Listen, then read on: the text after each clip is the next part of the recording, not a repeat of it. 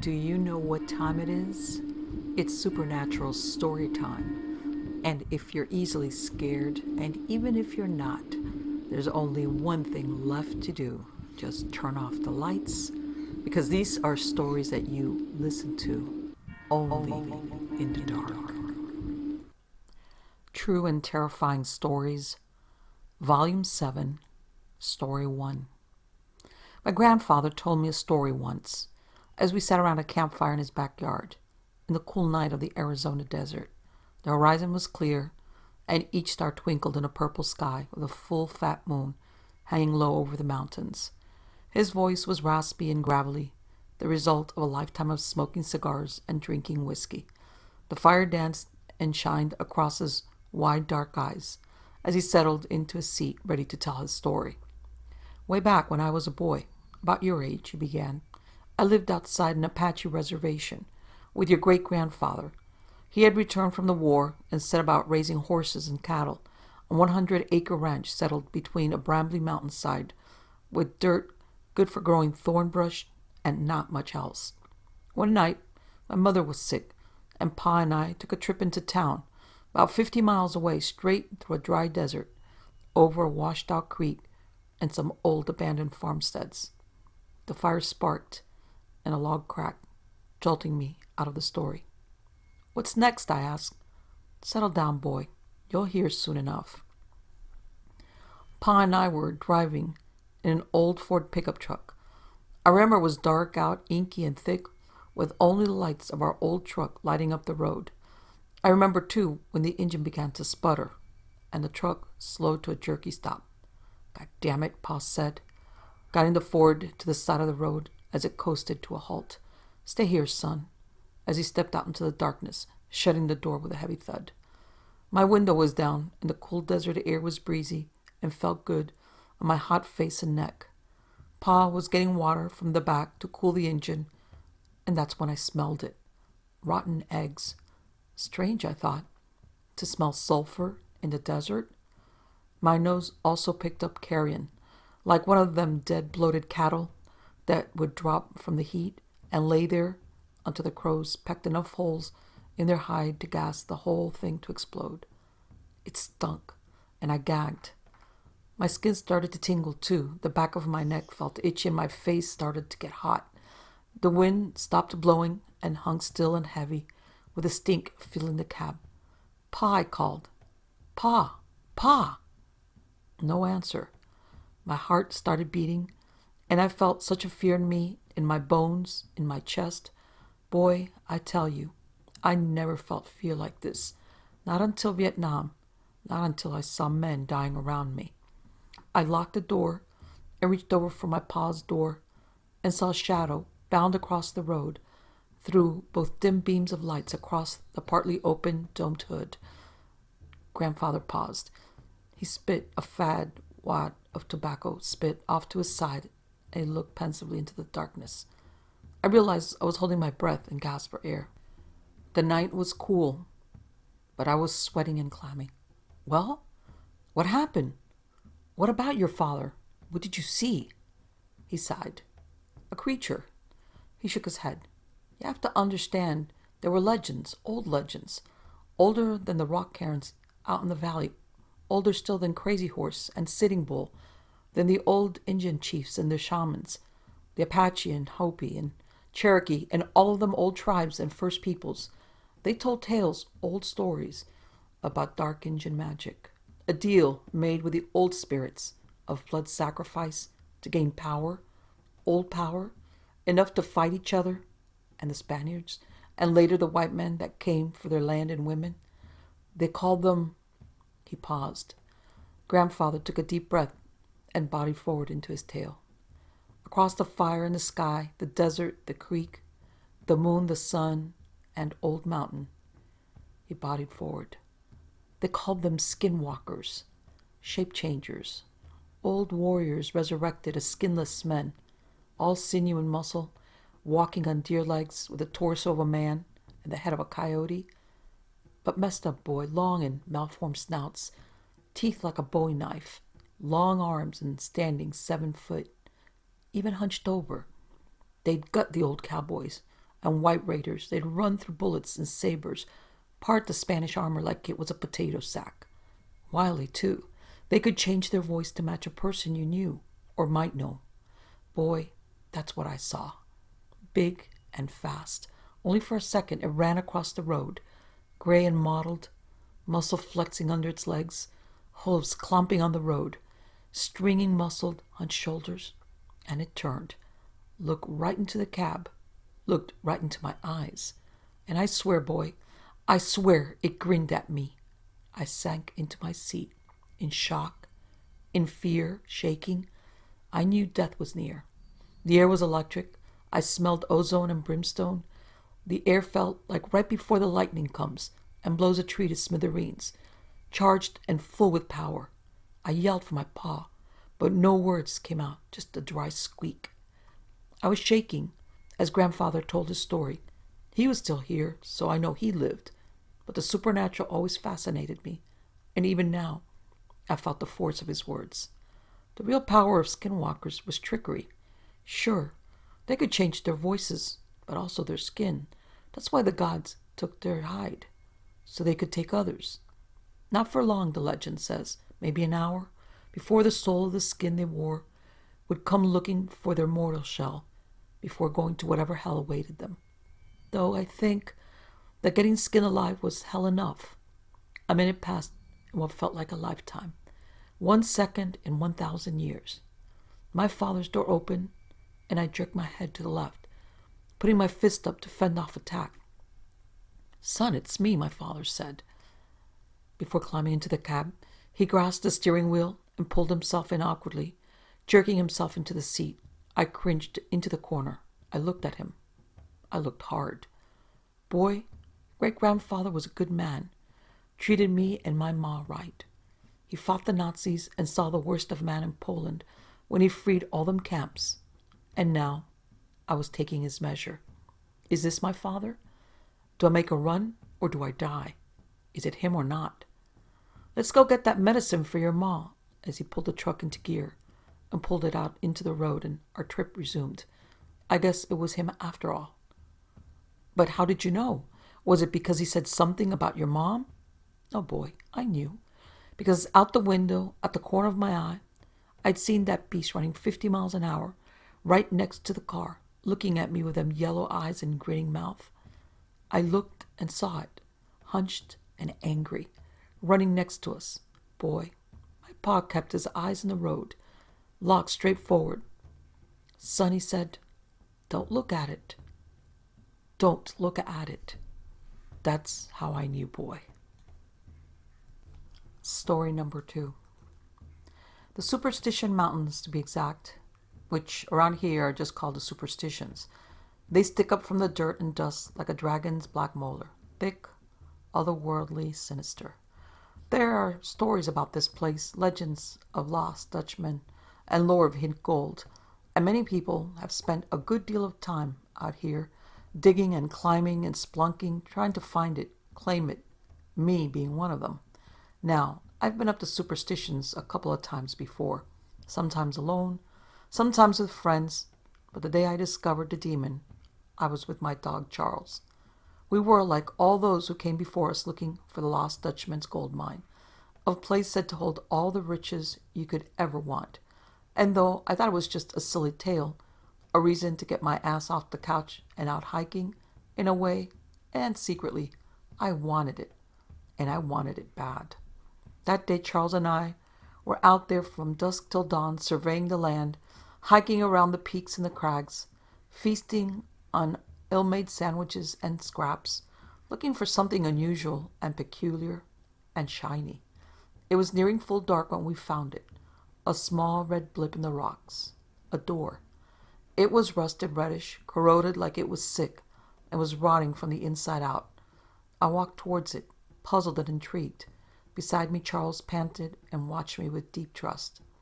There was something about it, and it piqued my curiosity, and for some reason indeterminable by me, I just had to know what was inside. As I got closer to it, I realized there was a large angular key sticking out from the exact middle of it, almost like someone had opened it and in their excitement left it there. I reached out tentatively, not knowing what would happen. The door was hot to the touch, almost scalding. I bumped it with the tips of my fingers, and it swung open slightly, revealing an impenetrable darkness beyond and the faint smell of lilac. I looked back at Charles, who was standing behind me watching me. He met my gaze and wagged his tail. "Come on," I said, deciding then and there that this had to be it. This had to be where all that gold was hidden. And I found it. We found it. Charles was going to get a big steak tonight. Using a rock, I bumped the door more open and clambered inside, Charles close on my heels. After a moment's thought, I reached out and grabbed the key. It was surprisingly cold, and I pocketed it. Almost immediately the door slammed shut, like someone had pulled it closed, someone angry. There was a singular hissing noise, the kind steam might make if you let out a hole that's too small. And then, just like that, we were enclosed in complete darkness. Charles started growling, low and insistent. Spooked, I flicked my headlamps on and swung around the space. We were in a small cave of some sort with what looked like a rather large tunnel leading down into the darkness. There were rows and rows of stalagmites and stalactites sticking out from the cave around us. They looked like bare teeth. From around one of the large stalagmites or stalactite, I could never tell the difference, a human leg popped in and out of view. It looked maybe small, like a woman's or a teen's leg. It was wearing a bright yellow high top covered in blue flowers. Peonies, maybe? "Hello?" The voice sounded different, like none I had ever heard before. Like a man and a woman speaking at the same time, but in a harmony, high-pitched and excited. So damn excited. "Hello, hello. I know your name. Do you want to know how?" My heart pounded its way up into my mouth, choking me, making it hard to speak. Who are you?" There was a pause, and in that moment, the steady stream of Charles' low growl overtook the space. "Oh, no, dog?" The voice paused, then spoke again, its voice dropping in pitch faster than my stomach. "I think you should run now." Not wanting to take my eyes away from the foot, I felt behind me with my hands, trying to find the borders of the rusted red door. But I couldn't. Finally, I turned and saw that it was gone.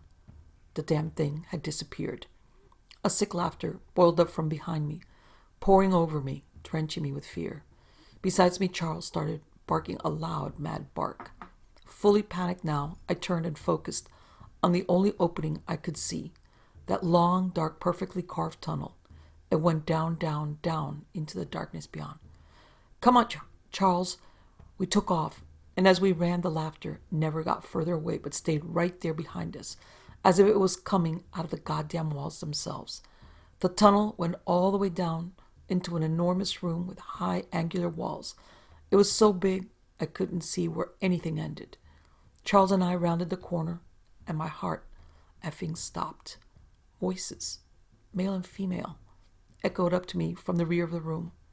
Then, as I watched, two people appeared out of the darkness before I even had time to react. I stood there, Charles by my side, out in the open, until they noticed me. They were talking about something. In retrospect, the guy was saying, "I still think I should have apologized about the dog. Shit way to die. Guy is probably still in shock." "Yeah," the girl interrupted, "but you saved his life and cleaned up, and that's what matters, not the... Who the F are you?" They both stopped short, seeing me standing in the middle of the tunnel, and it's what they were wearing that made me hesitate more than anything else. The guy was decked out in, and I mean this in the most literal way possible, full tactical gear, complete with some sort of night vision goggles, gas mask combination. He was also inexplicably holding a broken guitar. The girl, who looked to be in her 20s, maybe older or younger, was wearing a ratty, muddy, bosom shirt, ripped shorts, and green flip-flops. I looked between them, not knowing what to say. Instead, Charles took a tentative step forward and made the first comment, a small woofing sound, curious and yet surprisingly blunt. He was looking directly at the girl. "What the F you on about?" She looked directly back at Charles. The guy and I looked between them for a moment, me confused, he amused, and the guy looked up at me and said, "No, seriously, how the hell did you get in here? How are you alive?" His voice was slightly muffled by the mask. I gaped at them, before finding my voice and telling them honestly. There was a door, and a key, a weird, cold black one. I have it here. I slid it from my pocket and showed them briefly. The guy in the gas mask didn't respond, but instead looked down at the girl, who looked back up at him and shot him a guilty grin. He shook his head and looked back at me. "And you're okay?" "Yeah," I said. "But alive?" "What did you mean by that?" The girl, who had turned her attention back to Charles, laughed and said, "What? Did you not see that large effing reptilian on your way down? Have you not heard the legends? What they say about this place?" "Reptilian?" The guy looked over at the girl, then back at me, and pushed his goggles mask up onto his head so I could see his eyes, his face. "She means demon." Demon?" I laughed. "What? Isn't this just the Lost Dutchman's mine? You guys are just searching for the treasure and decided to play a spooky little trick on me, right?" It was the guy's turn to laugh, and he did, hardly.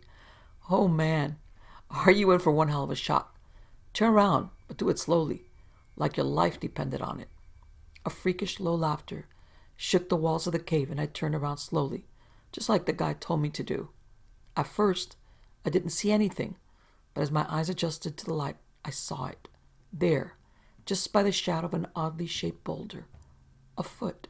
The same foot, wearing the same yellow shoe, except the peonies were red now. Bright red. It did a little jig. I turned back to look at the man, my eyes wide in shock and disbelief. He just looked back at me with, "Am I fucking right, you know?" expression, then cleared his throat and said, "What are you most afraid of, bud?" "What? That's a weird thing to ask someone." "Fair," he replied. "But just tell me, so we're ready." He gestured to the girl and himself. The girl, though, she just shook her head and muttered, "Yeah, no, just him." "What am I most scared of?" "Yep." "I don't know. Crushing debt?" This got a small, quick burst of laughter from the guy. No, he said, still smiling. "Like your nightmares. What are they made of?" The girl scoffed and rolled her eyes at the guy beside her. "That's an effing stupid way of asking that question, bud." Then she looked at me. "Ever read It by Stephen, the King of Horror?" "Tried, but that book is long." "Yeah, but imagine that." "What?" "It." "What?" The guy cleared his throat, obviously wanting to help. "Wasn't there the same thing in that book with that wizard boy Messiah?" It was the girl's turn to laugh. "Harry Potter? And yeah, the Bogart. But where do you think she got the idea from, huh?" The guy shrugged, looked at her straight face, and said with sarcasm, "Oh, I don't know. Maybe they both got it from all that demonology and lore and mythology shit we just spent hours reading. Because, you know, it's a basic human archetype of fear itself." The girl made an angry sort of growling noise at the guy, then turned back to me and said, "It's a goddamn thing that changes into whatever you effing fear most. Aliens, reptilians, deadites, Nazis, giant bugs, werewolves, that kind of shit. I guess you could call it a demon." "Werewolves, huh?" The guy smirked at the girl, who rolled her eyes. "Hey," she said to him, "just shut up." While they were talking and I was watching them, totally bemused, none of us had noticed Charles creeping ever so tentatively towards the foot. He must have been hypnotized or something, because that dog never leaves my side. A small yelping sound burst out behind us, and we all turned at the same moment to see a hideous creature crouched on all fours, with Charles pinned beneath it. And yeah, okay, if I had to pick a thing, I would say that thing, that slimy and scaly dead thing with rotten skin and yellowed pointed teeth and that weird-ass jerking stop-motion movement, wearing the same outfit my ex wore when I saw her last.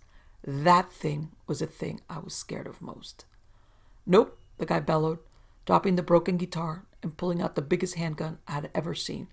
"Not another goddamn dog." "You better cover your ears," the girl said, "and eyes," she added as an afterthought. And the guy, without so much as 2 seconds of time to him, blasted that gun right at that thing. The flash from the tip of the barrel was blindingly bright, too bright, and the subsequent boom was heart and head-shatteringly loud. The bullet hit the thing in the shoulder and blew off a large portion of it, splattering the wall behind it black with goo. It screamed and transformed. I thought it might turn into the reptilian the girl had mentioned, but it didn't. Instead, it turned into another man, a normal-looking guy. He wore a white shirt, blue jeans, and cowboy boots. And despite the wound in his shoulder, he stooped and picked up Charles, holding him high, blocking his face with his body. Charles growled and snapped and whimpered. Next to me, the girl made a shocked face and looked between the man in the cowboy boots and the guy with the gun. Well, shit. The guy was still aiming at the thing, but was hesitant to fire, clearly not wanting to hit Charles. He was also very clearly ignoring the girl's reaction, too. She looked back from the guy to the man in the cowboy boots and seemed to decide something. She opened her mouth and started to sing. I had visions. I was in them. I was looking into the mirror to see a little bit clearer rottenness and evil in me. A look of sheer disbelief crossed the guy's face, and he chanced to glance back at the girl. Really? Of all songs? That's the one? That's the one you choose? She just smiled and kept singing. The guy looked over at me, grinning, and lowered his gun, but only slightly. See, he said over the voice of the singing girl, glancing between me and that monster. Music. Any kind of music controls it. You don't necessarily have to play an instrument or even be that good. The girl shot him a glare, still singing. But as long as there's some beat to it, well, he gestured at the demon with his head. I looked over at it and laughed. I couldn't help it. The creature was just swaying and swaying to her singing, no matter off-key and warbly it was, and it transformed again, from the man to a large white reptilian, 7 feet tall with shiny blue-green scales and yellow diamond-shaped eyes. It twirled suddenly, dropping Charles in the process. He yelped and scrambled over to me, limping. There was a large gash on his left flank, and it was gushing blood. Here, the guy said, kneeling down and placing his guitar on the ground. I can stop the bleeding. Hold him. He pulled some sort of liquid bandage out of his vest and swiftly but precisely stemmed the flow of blood from Charles' leg. I thanked him, then looked back up at the girl and that thing, slightly afraid but more amused. She was still singing, but she was doing something else now, dancing, right up next to the reptilian, who was now wearing a cowboy hat and a ridiculously campy grin. Dancing with your demons, huh? She nodded, still singing. I looked over to the guy. Kinda poetic. Kinda, he said, patting Charles on the head and standing up. Now stay put. We're going to put this asshole back where it belongs. They left, the singing girl leading the way, the dancing reptilian following, and the guy with the gas mask goggles back on, bringing up the rear with his gun trained on it. They returned about 15 minutes later and escorted me back to the cave I had entered from. The door was still gone, and we stood there for nearly a full minute before the guy reached forward towards me and said, Key? What? Oh. I reached into my pocket, pulled the key out, and handed it to him. He flipped his goggles down and surveyed the walls around us for a moment. Suddenly he strode forward and stuck the key straight into the bedrock and turned it. There was a resounding click, and slowly the rusted red door reappeared, like it had been there the whole time, and some trick of the light or the way it was built into the rock prevented me from seeing it. But the door, I said, in complete disbelief. It disappeared. Yeah, the guy said, it tends to do that when it's locked. But this bad boy here, he wiggled the key at me. It tends to light it up. He tapped his goggles, then turned and swung the door open to a sweet, sweet rush of fresh air. And just like that, we were out. Between us, the guy and I got Charles down the mountain, while the girl trailed behind, humming snatches of that song every so often. We stopped near one of the trailheads, where 3 cars were parked. The moon was high in the sky, and there was a slight cool breeze blowing in from the west. Above us, the stars twinkled mischievously, like they knew deep, dark secrets they were just bursting to spill. I was still carrying Charles, who was whimpering slightly, and the guy glanced sideways at him with a look of what can only be described as concern on his face. He turned to me, digging for something in one of the front pockets of his black vest. Here, he said finally, putting out a wad of paper. Get him looked at. He nodded to Charles. Let me pay for it. He handed the wad of paper to me, and I looked down at it, seeing immediately that it was at least 2 dozen $50 bills. I looked back at him and said, Really? It's just money. Get yourself something, too. Try to forget about that. He gestured to the rusted metal door with his head. The girl looked over at him imploringly. Oh, can I have some money, too? He laughed in the girl's face and said, Shut up. Then looked back at me. Forget about this place, okay? Don't tell anyone about it or about us. They might come out here looking for answers. It's not safe. And we wouldn't want anyone getting all the way, down there. He paused thoughtful, then added, I mean it. Then to the girl he said, come on. And they turned toward the black car. I watched them for a few seconds before yelling, wait, what exactly is down there? The girl huffed and climbed into the passenger seat. But the guy, well, he turned back, grinned widely, and said something with a small wink. And it was the way he said it, all of it, playfully enticing, like what he really wanted was for people to go out and explore and find out the truth for themselves. It was how he said it that made me decide to just talk about this story and share it with all of you. I think it's what he really wanted. What did he say? He said, why? The gateway to hell itself. Next story. So, I'm one of those guys who wouldn't mind watching The Ring at 3 a.m. in an abandoned house. I don't scare easy. Maybe it's just that I can never suspend my disbelief long enough to get really absorbed in a story or a movie. My wife is the exact opposite, though. Suspenseful music makes her hide under the bed at the same time as I'm laughing at how the movie is all but telling you exactly when the bad guy's going to pop up. I learned long ago that a bonding experience for us is most definitely not a scary movie. Truth is, not much has been a bonding experience for us lately. What with the kids and my crap job and all of our problems, she mostly spends the little downtime we have trying not to cry. I guess that's why I finally prevailed on her to come with me to some cheesy haunted house attraction in South Brooklyn earlier tonight. It was advertised as fun and satirical, not really meant to be scary at all. It was a great way for her to enjoy what was more of a fun house and for me to enjoy the ironic take on haunted houses in general. We hired a sitter and headed over to this reworked Victorian house a couple of hours ago, since the place only opened after sunset in true haunted house style. The lines were pretty long, and it was so weird to be out with my wife for an extended period of time that we could barely say anything to each other. I think we've pretty much forgotten how to talk, honestly.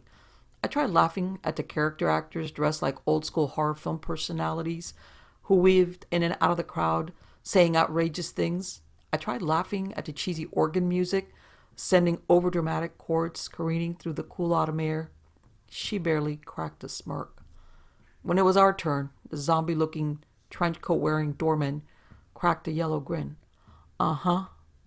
Couples separate in here, he ordered us. You take the left tunnel, you take the right. I nervously looked over at my wife, expecting to see panic begin to set in, but she just shrugged and started down the left-hand passage without a backward glance. Weird. The zombie waggled his eyebrows at me as I turned right. Pray that you both meet again at the other end, he intoned. I swear, he ended that statement with an actual mwah, as though we'd stopped off in 1950s Transylvania.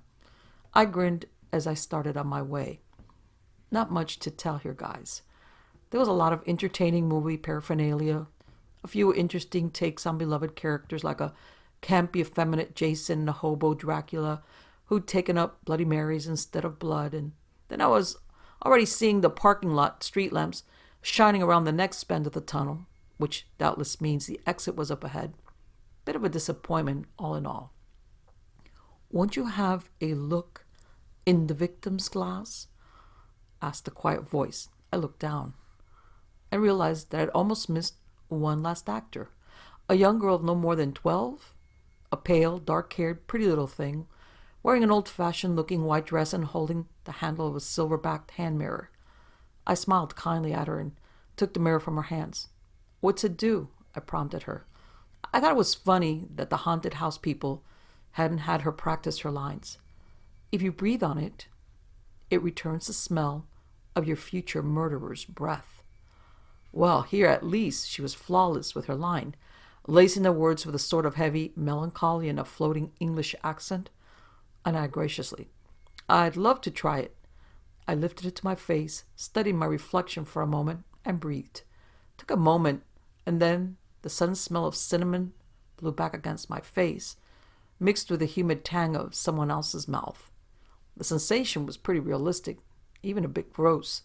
I'll admit, I was actually surprised. Creating that kind of effect demonstrated a higher level of commitment than I'd come to expect from the effects team of a haunted house. As I returned the mirror to its young owner, I mentally raised my Yelp review from 2 to 3 stars.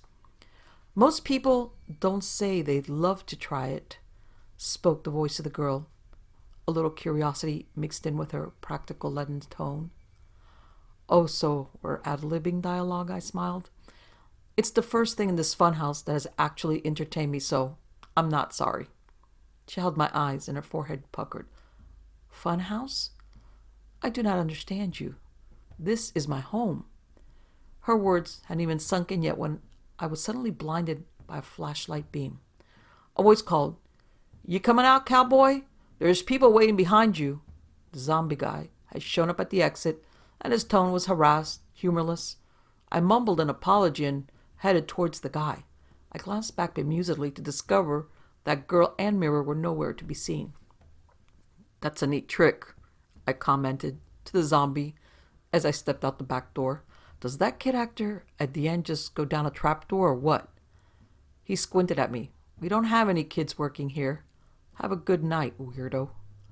The drive home was as silent as the drive there. My wife mentioned only that she'd found the experience stressful, and then we lapsed into our custom silence until the car pulled into the driveway. "I'm going to sleep," my wife sighed as I switched off the ignition. "This has been a colossal waste of time. Do me a favor and put the kids to bed if they're still up. I'll skip rehashing the rest of the night, mostly because I want to tell you what happened an hour ago." It was just as my wife was headed up the stairs to bed, after her paradoxical evening coffee. She stopped at the foot of the staircase to ask me if she had dust in her hair from the haunted house, sighing as I leaned in to check. It was then that I got a full-on blast of her breath, tangy, humid cinnamon. That was about when stoic, fearless me felt my flesh crawl in such a way that I haven't experienced since early childhood. "Hey, what you eat that was cinnamon?" I asked, struggling to keep a tremor out of my voice as I pretended to be examining her hair for dust streaks. "Some kind of breath candy," she replied in a bored voice. "This Victorian-looking little girl actor gave one to me right before the exit, which is good because that place left me feeling like something had died in my throat. Well, good night." I met her eyes then, and I wondered, heart thudding wildly, if I'd ever truly looked at them in a long time. There was a crystallized hatred there, not the fuming hatred of an enemy who'd been wrong, but the cold, clinical disgust of someone who has seen something they don't like on the bottom of their shoe. So I'm sitting downstairs on the computer now, instead of upstairs in bed. I don't know what I want to go to bed. Not now, and maybe not ever. Of course, this can completely be an elaborate ruse on the part of the haunted house staff, but it wasn't even that type of haunted house. It was supposed to be cheesy fun, not this, whatever this is. Or, and I hesitate to write this or even think it, it could be true. If it is, well, why oh why didn't I ask the girl with the mirror how long before a murder does the murder show you the murderer's breath? Will it be tonight? Will it be tomorrow night? Will I ever sleep again?